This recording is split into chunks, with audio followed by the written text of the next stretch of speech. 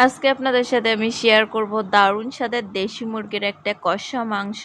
তো এটা কিন্তু ইজিলি আপনারা রান্না করতে পারবেন। আর টেস্টের দিক থেকে বলবো একদম বেস্ট এভার।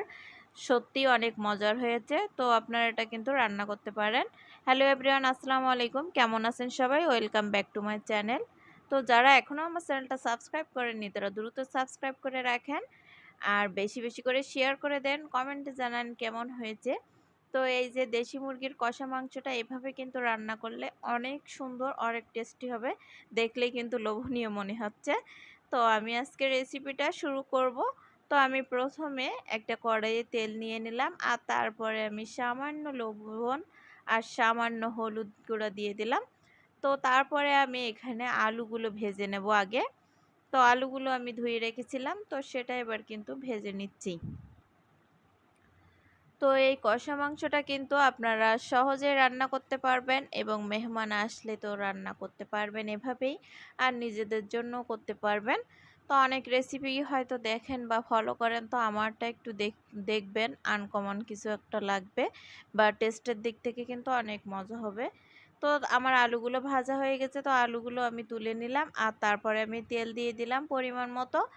আর দিয়ে দিলাম মানে হাফ কাপের মতো তেল দিয়ে দিলাম, আর এখানে এলাচ, দারুচিনি আর তেজপাতা দিয়ে দিলাম। তো তারপরে আমি এখানে পেঁয়াজ কুচি দিয়ে দিলাম হাফ কাপ পরিমাণ। তো পেঁয়াজটা হালকা একটু লালচে হয়ে আসলে আমি এখানে আদা বাটা রসুন বাটা দিয়ে দিচ্ছি। তো আমি এখানে 2 টেবিল চামচ আদা বাটা, 2 টেবিল চামচ রসুন বাটা দিয়ে দিলাম, কারণ আমার আজকের মাংসটা কিন্তু অল্প পরিমাণ, তো সেই অনুযায়ী আমি মশলাটা ব্যবহার করেছি। তো এখানে তারপরে আমি লবণ দিয়ে দিলাম পরিমাণ মতো, আর হলুদ গুঁড়া দিয়ে দিলাম হাফ চামচ, ঝালের গুঁড়া দিয়ে দিলাম 1 চামচ, আর দিয়ে দিলাম জিরা গুঁড়া হাফ চামচ, ধনিয়া গুঁড়া হাফ চামচ, আর গরম মশলা দিয়ে দিলাম হাফ চামচ। তো সামান্য একটু পানি দিয়ে দিলাম যাতে মশলাটা পুড়ে না যায়। তো তারপরে কিন্তু আমি ঢাকনা দিয়ে এটা ঢেকে দিচ্ছি, তারপরে আবার যে নেড়ে চেড়ে দিচ্ছি, আর এতে করে কিন্তু আমার মশলাটা পারফেক্টলি হয়ে গেছে। মশলার যে একটা গন্ধ থাকে সেটা কিন্তু থাকবে না। তো তারপরে কিছুক্ষণ পরে আমি মাংসটা ঢেলে দিলাম, আর দেওয়ার পরে এই যে দেখেন সুন্দর করে একটু কষিয়ে নিতে হবে।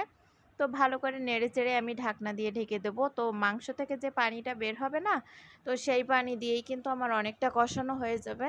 তবে আপনাদের যদি তলায় লেগে যায় বা পুড়ে যায়, সেক্ষেত্রে আপনারা একটু পানি দেবেন, দিয়ে আবার একটু কষিয়ে নেবেন।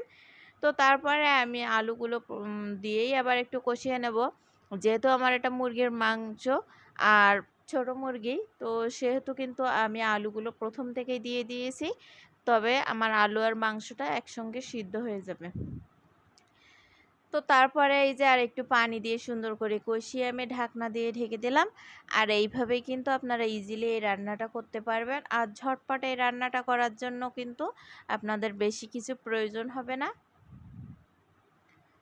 তো এই যে আমি কিছুক্ষণ ধরে এটা জাল করে নিচ্ছি ঢাকনা দিয়ে। এখান থেকে যে পানিটুকু বের হবে, তারপরে ওই পানিতে কিন্তু আমার অনেকটা তো তারপরে এই যে দেখেন কষানো কিন্তু আমার তলায় কিন্তু একদমই পানি নেই। তো তারপরে আমি এবার ঝোলটা দিয়ে দিলাম। এখানে আপনারা গরম পানিটা ইউজ করার চেষ্টা করবেন। তো তারপরে আমি পরিমাণ মতো ঝোল দিয়ে দিলাম, যেহেতু আমার এই মাংসে কিন্তু মানে এই পানিতে মাংস সিদ্ধ হয়ে যাবে, এবং তারপরে ঝোলটা পারফেক্টলি মানে যেমনটা কষা রাখবো একটু ভোনা ভোনা, তো তেমনটাই কিন্তু থাকবে। তো তারপরে আমি ঢাকনা দিয়ে ঢেকে দিয়ে দিলাম, আর এই যে ফুটে গেল, বলক উঠে গেছে। তো তারপরে আপনারা লবণ ঝালটা একটু টেস্ট করে দেখবেন যে সব ঠিকঠাক আছে কিনা।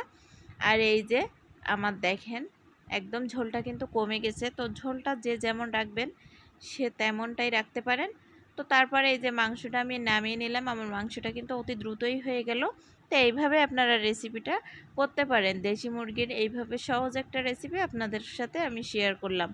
তো আপনারাও অন্যদের কাছে ভিডিওটা শেয়ার করে দেন, আর সাবস্ক্রাইব করে দেন।